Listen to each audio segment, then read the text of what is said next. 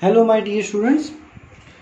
Today we will see a little bit new concept, a concept which is not given in the textbook. और ये concept जो है ना वो almost सारे ये चैप्टर के सारे न्यूमेरिकल्स में बहुत ही यूज़फुल है. बट आपकी टेक्स्ट बुक में एक्चुअली में ये चैप्टर बहुत कंसाइज दिया हुआ है, छोटा दिया हुआ है. सो आज हम जो टॉपिक नया देखने वाले हैं वो टॉपिक का नाम है सूडो फोर्स.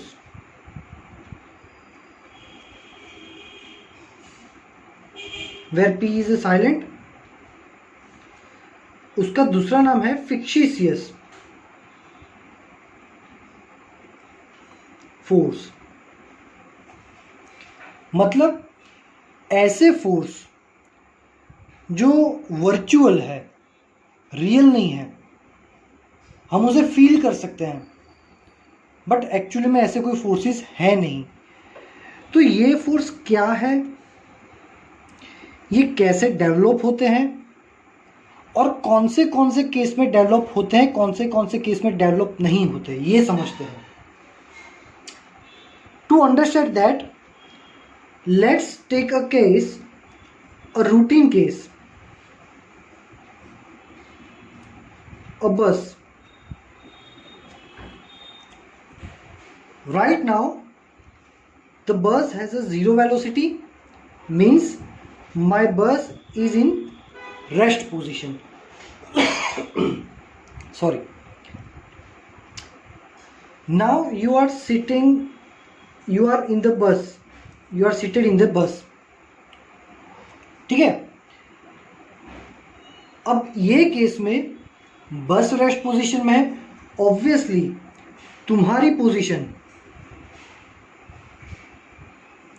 वो भी रेस्ट होगी. मतलब न्यूटन का फर्स्ट लॉ क्या था?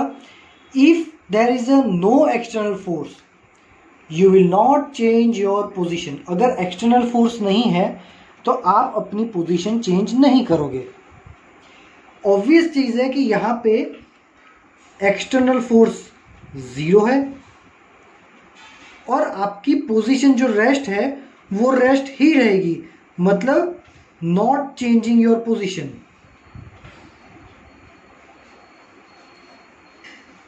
ठीक है. मतलब कि यहां पे न्यूटन्स फर्स्ट लॉ फॉलो हो रहा है. It follows Newton's first law.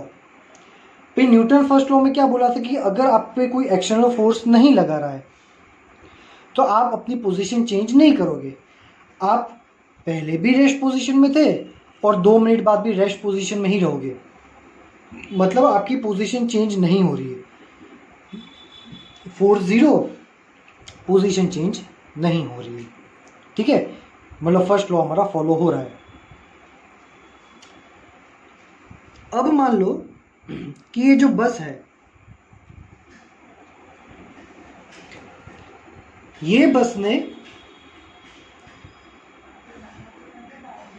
अब मोशन करना स्टार्ट किया, बस ने चलना शुरू किया. अब बस ने चलना शुरू किया तो ऑब्वियसली उसकी वेलोसिटी इंक्रीज होगी.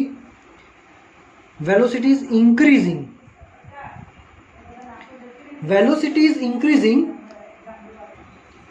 and velocity is increasing means it is a accelerated motion.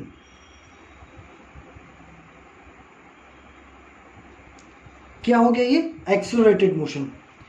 अब इमेजिन करो कि आप बस में बैठे हो एंड सडनली बस स्टार्ट हो रही है. जैसे ही बस स्टार्ट होती तो आपकी पोजीशन क्या हो जाएगी? अगर बस यहां जा रही है तो आप थोड़ा बैकवर्ड अपने आप को फील करोगे, मतलब बैकवर्ड डायरेक्शन में motion. That means your position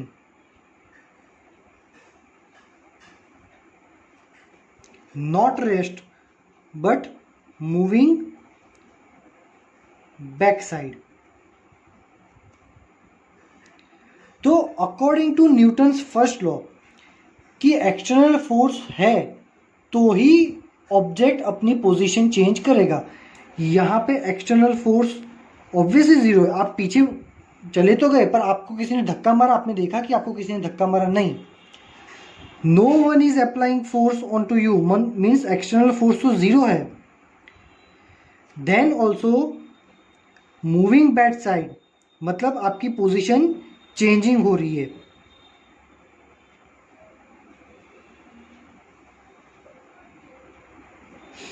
तो यहां पे फर्स्ट लॉ फॉलो नहीं हो रहा, क्योंकि फर्स्ट लॉ में तो ऐसा बोला था कि अगर आप पे कोई फोर्स लगा रहा है तो ही आप पोजीशन चेंज करोगे। यहाँ पे आप बैक साइड चले गए, पोजीशन चेंज हो गई, but no one is applying force on to you. चलो, ये केस नंबर 1 है, ये केस नंबर 2 है, और अब हम स्टडी करेंगे केस नंबर 3। द सेम बस,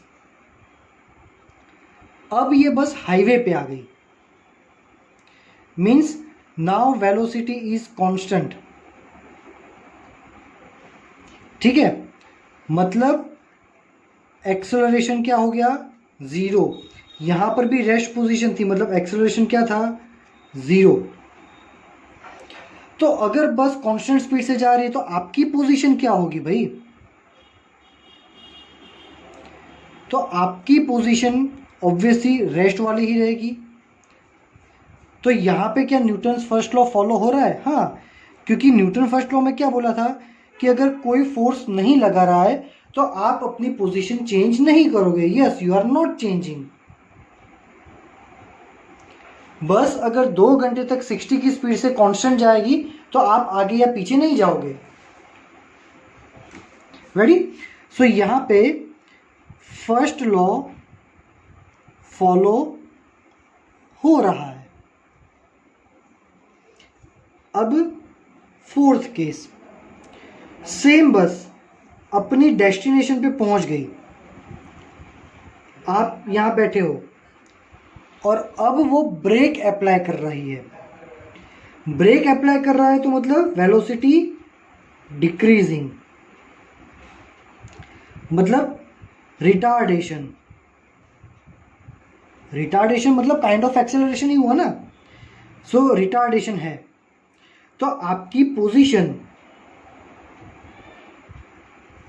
ऑब्वियसली ड्राइवर ब्रेक लगाएगा तो आप कहां आ जाओगे? आगे। मतलब यू आर मूविंग फॉरवर्ड। ठीक है, तो यहां पे आप भाई आगे आ गए, आपको झटक लगता है, आप आगे मुड़ जाते हो थोड़ा, तो क्या पीछे से आपको किसी ने धक्का मारा है क्या? नहीं। एफ एक्सटर्नल तो हमारा जीरो ही है। तो according to Newton's first law of motion, अगर एक्सटर्नल फोर्स जीरो है तो ऑब्जेक्ट अपनी पोजीशन चेंज नहीं करेगा, पर आपने तो अपनी पोजीशन चेंज कर ली। यहां पे लिखेंगे चेंजिंग पोजीशन, मतलब यहां पे फर्स्ट लॉ फॉलो नहीं हो रहा।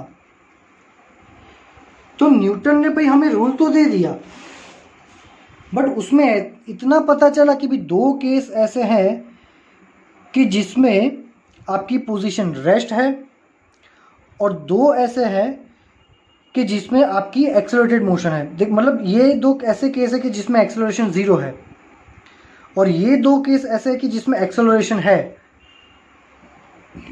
तो इसका मतलब ये हुआ Newton's first law of motion holds good when it is a rest position और कांस्टेंट वेलोसिटी। मैंने आपको प्रीवियस लेक्चर में ही बताया था, फर्स्ट लेक्चर में, कि रेस्ट पोजीशन और कांस्टेंट वेलोसिटी दोनों सेम सिचुएशन ही होती है, क्योंकि दोनों में एक्सेलरेशन जीरो है। In that case what can we say? Newton's first law of motion is correct only if the acceleration is zero.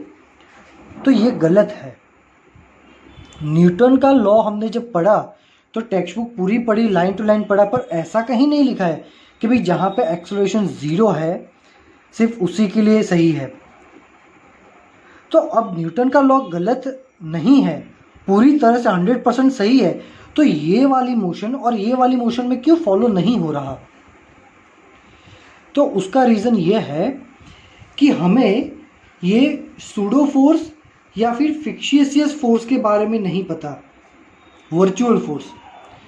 तो वर्चुअल फोर्स ऐसे फोर्स हैं जो तभी जनरेट होते हैं जब आपका ऑब्जेक्ट एक्सेलरेटेड मोशन में हो। Means if your object is increasing your speed or if your object is decreasing your speed, वही केस में फिक्शियस फोर्स लगेगा। अच्छा भाई, ये फिक्शियस फोर्स कहाँ लगेगा? फिक्शियस फोर्स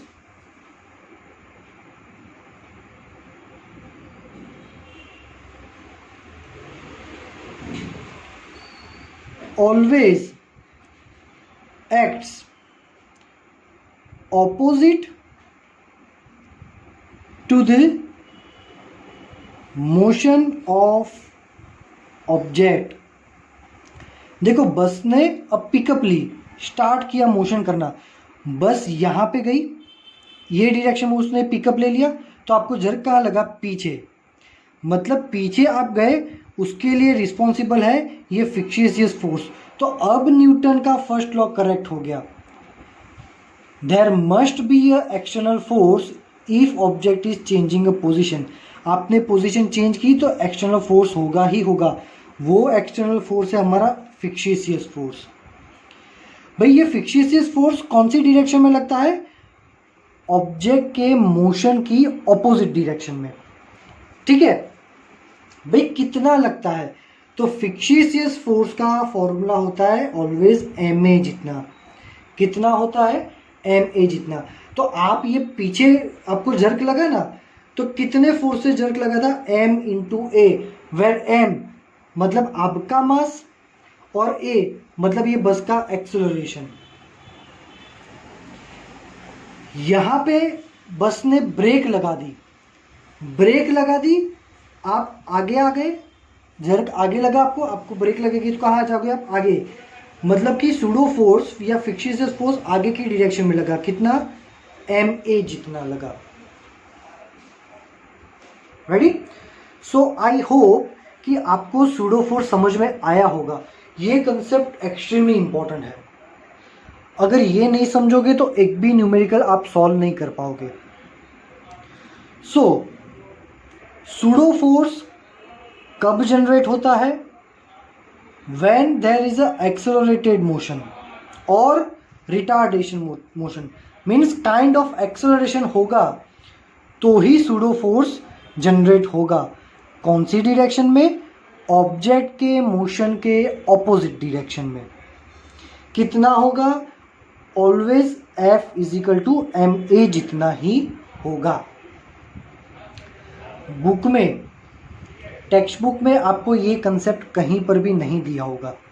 सो ये कंसेप्ट को अपनी बुक में नोट डाउन कर लेना, क्योंकि इसको आपको याद रखना है ना। 2 दिन बाद भूल जाओगे, मैं न्यूमेरिकल्स पे न्यूमेरिकल्स करता जाऊंगा, आपको कुछ समझ में नहीं आएगा। ठीक है, चलो अब आगे बढ़ते हैं। Next we will see example number 5.7। छोटा है, इसमें आ जाकर समझने में भी आसानी रहेगी। चलो, पे अटेंशन। एग्जाम्पल 5.7। देखो, मैं क्वेश्चन रीड कर रहा हूं। Determine the maximum acceleration of the train in which a box lying on it's floor will remain stationery. मतलब ट्रेन है, मैं ट्रेन का एक वैगन ही ड्रॉ कर रहा हूं। अब ट्रेन में क्या रखा है? एक बॉक्स रखा है।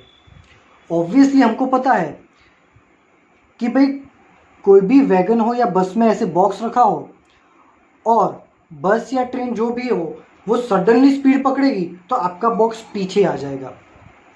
भाई हमारा टारगेट क्या है? Determine the maximum acceleration of the train in which a box lying on it's floor will remain stationery. ये स्टेशनरी ही रहना चाहिए। ये स्टेशनरी है तो वो केस में हमारा मैक्सिमम एक्सेलरेशन कितना होगा? मैक्सिमम एक्सेलरेशन कितना होगा? मैक्सिमम कितने एक्सेलरेशन से ले जाओ कि बॉक्स हिले नहीं, वो हमें फाइंड करना है। ठीक है, हमें क्या क्या दिया हुआ है, given that the coefficient of static friction, ठीक है, कोएफिशिएंट ऑफ स्टैटिक फ्रिक्शन मतलब हमें दिया है म्यू एस। प्रीवियस लेक्चर का वीडियो देख लेना, उसमें मैंने एक्सप्लेन किया था कि स्टैटिक फ्रिक्शन का कोएफिशिएंट क्या होता है, और वो दिया हमें 0.15। ठीक है, समझ में आया? चलो अब मान लो कि ट्रेन जा रही यहां पे, रेडी? चलो, तो ट्रेन ने फोर्स लगाया यहां पे, एक्सेलरेटेड मोशन करेगी ट्रेन यहां पे, पर हमारा बॉक्स हिल नहीं रहा है, हमें इसको मूवमेंट कराना ही नहीं है। मतलब कि एक्चुअली में थोड़ा मूवमेंट तो करना ही चाहिए, बट नहीं कर रहा। क्यों? क्योंकि यहाँ पे उसको ये डायरेक्शन में भी किसी कोई फोर्स ने पकड़ के रखा है, और वो फोर्स कितना है, एफ एस जितना। कितना? Static friction. भाई स्टैटिक फ्रिक्शन का काम ही ये है, ऑब्जेक्ट को रोक के रखना। ठीक है, तो एक फोर्स यहाँ पे है F is equal to m a, और दूसरा यहाँ पे स्टैटिक फ्रिक्शन ये वाला। तो अब इक्विलिब्रियम करो कि भाई m a is equal to क्या हो जाएगा, एफ एस। मैंने आपको बताया था कि जो फोर्स एक डायरेक्शन में लग रहे हैं उसको इज इक्वल टू के एक साइड रखो, और बाकी के फोर्स को इज इक्वल टू के दूसरे साइड रखो। प्रीवियस वीडियो को अच्छे से देखना। अब हमें पता है कि F s proportional to N, F s is equal to mu s N, और n इज इक्वल टू क्या होता है भाई, ऊपर होगा n और नीचे क्या होगा, mg। तो n इज इक्वल टू क्या होगा, mg। तो fs is equal to mu s mg। ये मुझे मिल गई fs की वैल्यू, वो fs की वैल्यू मैं डाल दूंगा यहाँ पे। तो ma is equal to mu s mg, m cancel, तो एक्सेलरेशन मिलेगा म्यू एस इंटू जी जितना। भाई म्यू एस हमें दे रखा है 0.15, और ग्रेविटी हमें यहाँ पे 10 लेनी है। एक्चुअली क्वेश्चन में लिखना चाहिए उनको कि भाई ग्रेविटी 10 लेनी है, पर लिखा नहीं है, और सॉल्यूशन में उन्होंने ग्रेविटी 10 ले ली है। तो एक्सेलरेशन मिलेगा तुम्हें 1.5 मीटर पर सेकेंड स्क्वायर। रेडी? चलो, आई होप कि आपको समझ में आया होगा। यहाँ पे हमने ये जो फिक्शियस फोर्स है, ये वाला कंसेप्ट, ये यूज नहीं किया। क्यों? क्योंकि बॉक्स ने मोशन नहीं किया। अगर बॉक्स मोशन करता तो हम फिक्शियस फोर्स जो है उसको अप्लाई करते, बट इसने मोशन ही नहीं किया। ठीक है, चलो अब आगे बढ़ते हैं।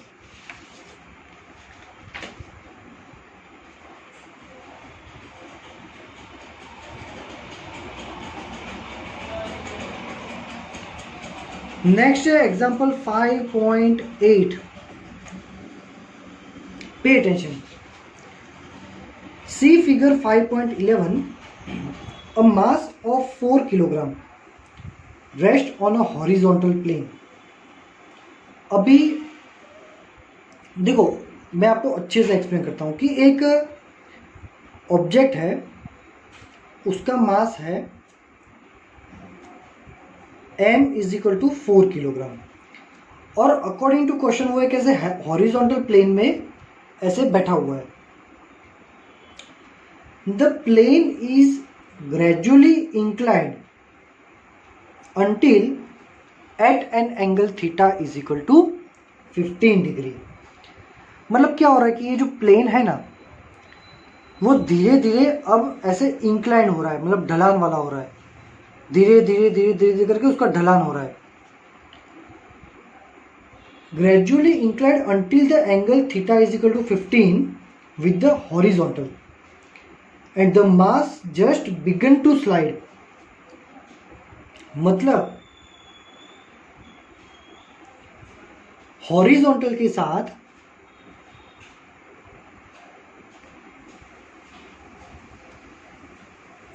15 डिग्री का एंगल बना रहा है, ऐसे सेट हो गया। और ऐसे सेट होने के बाद हमारा जो मास है just begins to slide, just वो स्लाइड करना शुरू कर रहा है। मतलब अभी तक स्लाइड हुआ नहीं है, बस शुरू हुआ है। अब आपका जनरल एक्सपीरियंस क्या बोलेगा कि भाई स्लाइड पे किसी भी ऑब्जेक्ट को रखोगे, ये इंक्लाइन प्लेन में एक ऐसा ऑब्जेक्ट रखोगे तो नीचे आ जाना चाहिए। पर क्वेश्चन में ये बोला कि वो नीचे नहीं आ रहा है, जस्ट बिगिंस टू स्लाइड, शुरू ही कर रहा है पर हुआ नहीं है। तो अकॉर्डिंग टू फिजिक्स भाई नीचे आ जाना चाहिए, पर क्यों नहीं आया? उसको किसी ने पकड़ के रखा है। किसने पकड़ के रखा है? फ्रिक्शन फोर्स ने पकड़ के रखा है। इसके जैसे कि भाई ट्रेन आगे गई, थोड़ा बॉक्स तो पीछे जाना ही चाहिए, पर नहीं गया बॉक्स पीछे। क्यों? उसको पकड़ के रखा है किसी ने, है ना। चलो अब देखो, अब ये बॉक्स पे कितने कितने फोर्स लगेंगे। तो ये इंक्लाइंड प्लेन वाले हैं ना, इसको अच्छे से समझो। देखो, कोई भी इंक्लाइंड प्लेन हो उसमें कितने टाइप के फोर्सेस लगेंगे। सबसे पहले तुमको नीचे mg लगा देना है, ये फिक्स है कि इतने इतने फोर्स तो लगेंगे ही लगेंगे। फिर यहां पे लगेगा n, यहां पे क्या लगेगा? n। एक और चीज, Newton third law of motion में हमने क्या बोला था कि कोई भी फोर्स सिंगल नहीं होता, हर एक का एक पेयर तो होता ही होता है। देखो, तो यहां पे ये हो जाएगा थीटा, तो ये हो जाएगा mg cos थीटा, और ये हो गया mg sin थीटा। अगर ये ब्लॉक, यहां पे ये है थीटा, अगर ये ब्लॉक मूव कर रहा है, नीचे गिर रहा है, तो उसके लिए रिस्पॉन्सिबल है mg sin थीटा। ठीक है, नीचे गिरेगा तो कौन से फोर्स की रीजन की वजह से गिरेगा? ये फोर्स की वजह से। तो सेम इतने फोर्स तो लगेंगे ही लगेंगे, बस इसको याद रख लो कि ये लगने ही वाले हैं, बस कुछ भी कर लो। तो ये हम यहां पर भी लगाते हैं। चलो, पहला नीचे लगेगा mg, यहां लगेगा n, तो ये हो गया। यहाँ पे थीटा कितना बनेगा? अगर यहाँ पे 15 है तो ये 15 ही होगा, तो यहाँ पे हो जाएगा mg cos 15, और यहाँ पे हो जाएगा mg sin 15। ठीक है, बट ऑब्जेक्ट नहीं गिर रहा, मतलब यहाँ पे भी कोई एक फोर्स लग रहा है, वो है फ्रिक्शन फोर्स Fs। वो क्या होगा? Friction force Fs। चलो भाई, हमें फाइंड क्या करना है? What is the coefficient of static friction between block and surface. इन दोनों के बीच का कोएफिशिएंट, स्टैटिक फ्रिक्शन का कोएफिशिएंट म्यू एस कितना है, वो फाइंड करना है। चलो, अब ये object just begins to slide है, मतलब मोशन ही नहीं कर रहा, ना आगे पीछे मोशन कर रहा है, ना ऊपर नीचे मोशन कर रहा है। ऊपर नीचे मोशन नहीं कर रहा है मतलब जितना ऊपर n लग रहा है उतना ही नीचे mg cos 15 लग रहा है, मतलब n is equal to mg cos 15, equation number 1। आगे पीछे भी मूव नहीं कर रहा है, मतलब जितना फोर्स ये है उतना ही फोर्स ये है, तो क्या हो जाएगा? Fs is equal to mg sin 15, इसको दे दो इक्वेशन नंबर 2। तो यहां पे अब equation number 2 divide by equation number 1 करो, तो क्या हो जाएगा? mg sin 15 is equal to Fs by mg cos 15 by n। mg cancel, sin 15 by cos 15 is equal to fs by n। But हमें यहां पे पता है कि fs is proportional to n, fs is equal to μs n, and हाँ अभी हमें तो क्या फाइंड करना है, हमें μs फाइंड करना है। μs को सब्जेक्ट बनाओ तो fs बाय n क्या हो गया, μs। तो fs बाय n की जगह पे हम क्या रखेंगे अब, μs। तो यहां से अब मैं यहां लिख रहा हूं, तो tan 15 क्या हो गया हमारा, μs।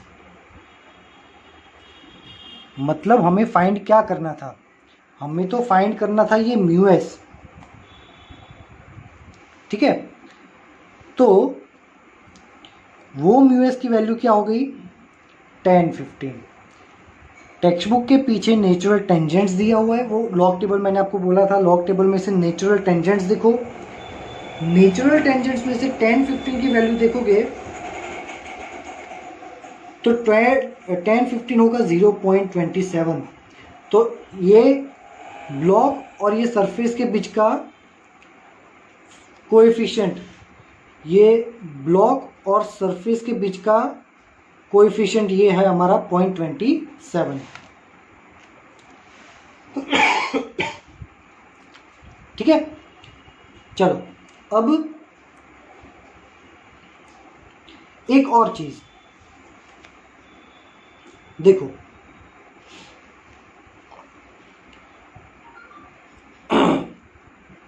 यहां पे मान लो कि ये केस पे भी मान लो कि ऑब्जेक्ट नीचे नहीं गिर रहा, ऑब्जेक्ट क्या कर रहा है, नीचे नहीं गिर रहा, तो उसके लिए रिस्पॉन्सिबल कौन होगा, Fs। अब मैंने तो आपको ये बोला था कि हर फोर्स का एक पैर होता है, इसका पैर ये है, इसका पैर ये है, तो इसका पैर कौन है, तो इसका पैर भी है और वो है R। आपकी बुक में नहीं दिया, ये नीट का कंसेप्ट है, इसका पैर है R। तो ये R क्या है, तो R चैप्टर 4 ये दो वेक्टर्स का रिजल्टेंट है, मतलब R हमारा N और Fs का रिजल्टेंट है। मतलब ये R की अगर वैल्यू फाइंड करोगे तो under root n square plus Fs square, ये इसका वैल्यू हो जाएगा। इसको याद रखना, ये IMP है for competitive exam sections.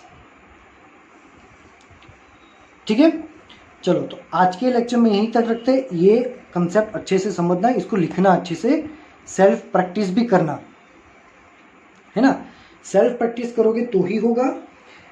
फिक्सिशियस force का कंसेप्ट समझो, दोनों न्यूमेरिकल्स को समझो। स्टूडेंट्स कुछ भी डाउट है, don't ever hesitate to ask the question, है ना। अच्छे से पढ़ना है, लिखना है, सॉल्व करना ही करना है। दिवाली तक स्कूल्स ओपन नहीं होने वाले बेटा, तो इसका मतलब ये तो नहीं कि दिवाली तक हम कुछ नहीं करेंगे, है ना। पढ़ो लिखो और कुछ भी डाउट हो पूछ लो, ठीक है। Thank you very much my dear students.